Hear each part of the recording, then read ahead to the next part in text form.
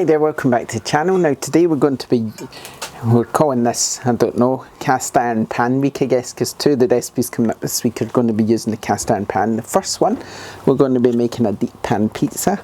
So what do you have in the deep pan pizza? You have a nice greasy bottom.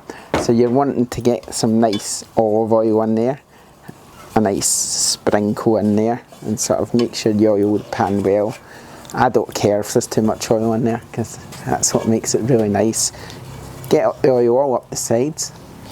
And then I've got our dough recipe as usual because you know we make our own dough. And in here is 450 grams of dough. 450, so this has been out the freezer actually. This is our previously frozen dough. So this is out of freezers. So what you want to do with this is just press it all in, right?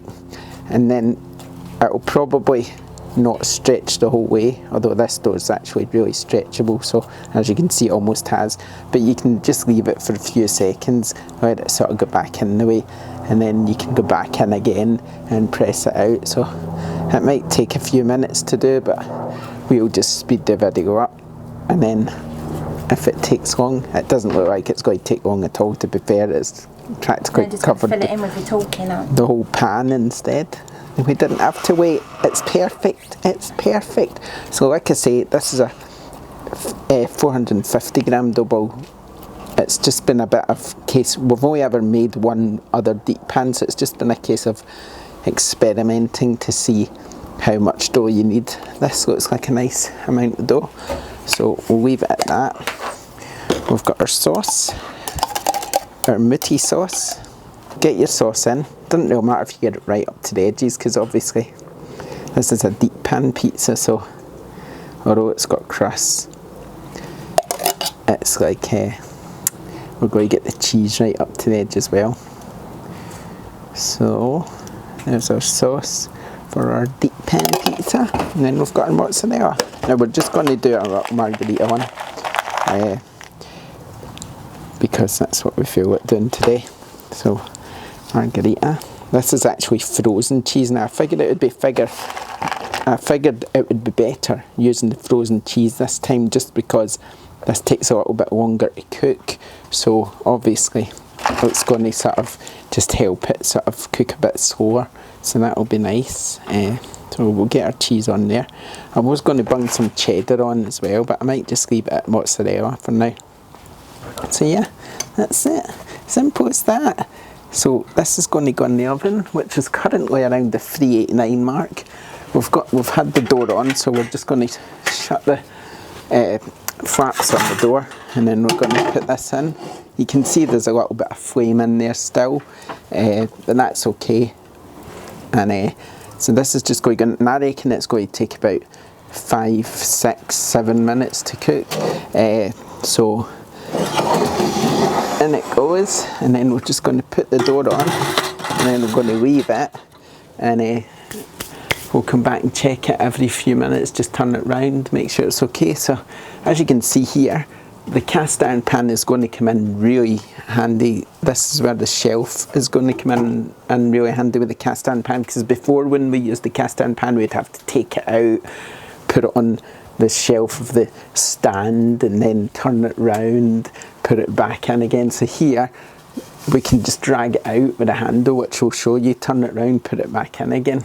So yeah, handy shelf, certainly for cast iron pans at least. So yeah, let's come back soon and we'll see how it's getting on. Okay, so I think that's us.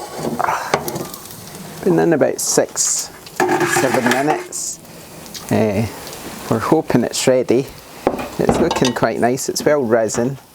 The cheese is nice and melted, so I guess we'll see how it comes out. It looks like, it's a bit hard to tell, but it looks like the bottom's cooked quite nicely, doesn't it? Mm-hmm. So we'll take it out the pan and then we'll give it a go. Okay, so we're going to try and get this out without burning my hands off. Look at that, not bad. I need to find somewhere to put the pan now. Just put it on the stone. I'm sure it'll be fine on the stone. Right. Okay, so I need to take this glove off and put a bit of basil on. There we go. There's a little deep pan pizza. Now that looks okay actually, that looks a nice size, so we'll cut it open, we'll see what it looks like, and hopefully it's actually baked after 6-7 minutes. And if it is, then great. Moment of truth. Is it actually going to be cooked in the middle, or is it going to be raw? Because it's still a bit warm, it's difficult, but you can see actually it's cooked really nicely. The little bubbles is showing up. It'd probably be better if we can get a slice off. Yeah, it's quite cheesy. Let me get a bit from over here. I'm making a complete mess of myself. I think we need a sharper knife in this house. Right, hopefully that's done it. It hasn't. Oh, there we go. Alright. Oh, I do like a deep pan pizza. It's, as you can see, it's nicely cooked. So yeah, tasty. It's quite a difficult thing to get right, the deep pan pizza, mainly because the oven's temperature drops down quite fast once there's no flame in it, which even with the door on and with the ashtray shut so you retain all the heat in, it does still seem to drop down quite fast. So getting that temperature up high enough to cook through all that dough isn't easy, but it seems to have worked. It's tasty. It's nicely cooked.